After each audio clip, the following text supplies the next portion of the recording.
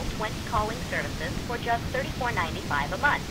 Call 565-3495 or visit any store. And all that in the business. He said, I've sent Karl probably 2 or 3 letters. One of them is registered saying, Karl, I have this is what happened. Here's the car that you requested. Here's the money in the bank. All I want to do is get rid of it. I want to give it to you so that we're all okay. He said, I cannot get Karl to sign the paper and send it back.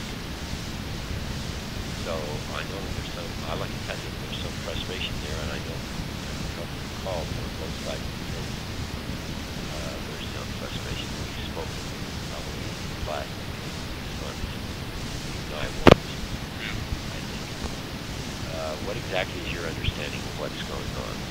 My understanding is that we had a settlement or purchase offer worked up, all ready for signing and closing. It was supposed to be for $3 million. And then all of a sudden, I didn't hear a thing at all. But I heard indirectly that it had been transacted. Well, I don't think $3 million was the deal. I think initially that there was some talk of something more, and then when the bin plate turned out to be missing and some other issues came up, it kept getting whittled down, and I think they settled out at, what was it? What's the value of that car? Here I'm speaking on behalf of somebody, I don't even know what the details are, but there was quite an expensive car. It's like $360,000 car and $170,000 or $200,000 in cash, something like that. Well, these are new numbers to me. Have you not received any communications, any letters from Mark? Not since the first part of the year. Not one letter. No certified mail. For a while, as this thing, it seemed to be heading for fruition, and he was calling me 2 or 3 times a day, and sending me FedExes and all this, and all of a sudden, nothing. And I hear from Phillipe Lancksweert. He called me, and he said he'd been in touch with a man in Michigan that has an extra engine. Lancksweert wants the extra parts that I have, but he's surprised that I hadn't heard anything about getting the money yet. Oh no, that's not. You need to check your mail. What I'll try to do is I'll leave a message with Mark. What he's got to do is, and he told me that he had sent you an itemization of all the closing documents and the paperwork. And he says one of those letters I sent certified mail. Well, then you know whether I got that or not. All right. Well, let me see if I can get in touch with him. I don't know that I will be able to today or maybe even tomorrow, but he's been really hard. But the deal is, as I understand it, okay,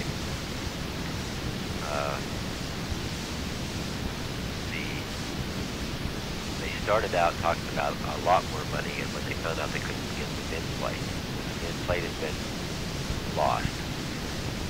And I think Mark told me that they were so insistent that the price was substantially reduced because of lack of bin plate, that he encouraged you to go to the police department and enter the bin plate as stolen. Is that right? Yeah, we can. Okay. Well, when that shows back up, then that could be almost as valuable as the rest of the vehicle itself. Well, I don't know. That's the first time I've ever heard of an automobile sale being dependent on a VIN plate. And that's title is the critical item. Oh, no. The title was the critical item. It was the price that was adjusted because of the lack of the VIN plate, because that was really important to them. So they settled on some price that Mark tells me that he's got all these documents back and forth. They went on this to get your permission, and they closed it. It seems to me that it was just less than $600,000. But there was a stipulation that you wanted a certain kind of car, some roadster. That he says, which is beautiful. He says, this is a gorgeous car. And he says, I want to get this to Karl. One day he's going to die. And I need to get this to him, and I need to get the money to him. And I just can't get him to kind of talk with me. So. Well, the last form of a settlement contract that we had worked out was for me to get $3 million for it. All these other numbers are just for the account. I can't. They're just, those other numbers are strictly fictitious as far as I'm concerned. Oh, let's see. The last time we talked about this, I asked this question, and I don't remember the answer, but which one of the attorneys was handling this? Timothy Smith, primarily. Timothy Smith. Yes. Did you ever speak with him? No. What I did is, I it took a while, but I got a hold of Mark, and I said, I think it's appropriate that you probably just deal with Timothy Smith. Send him copies of all the papers, Tim, and do the whole 9 yards with him. Yeah, I had to. Is that all right with you? Yeah. As a matter of fact, the last few weeks of negotiations, every change, every amendment, every little thing about the contract, I passed in front of Smith before I went to prove it. I think that's what he told me. Yeah. There was some lawyer involved. So I was using, I mean, I'm aware how tricky this stuff is and how important an attorney is. And so I wasn't making a move without Smith's approval. So Smith is up to date with the latest of these things. I ran into Smith a week. So he's probably got copies of all the documents too. That makes it great. That makes it easy. Anyhow, I ran into Smith last week and he says, "Did you get your money yet?" For what that's worth. As far as he knows why I shouldn't have gotten the money. Well, I think there's a bunch of money in the trust account and a $340,000 car sitting in a warehouse just waiting for somebody to come and get it. I said, well, I'll take it. So, all right, Carl, let me get a hold of Mark, see if I can. Sure. I'll leave a message regardless. I sure appreciate it. Okay? I hope you'll be feeling better now. Thank you very much. Thanks for the call. All right.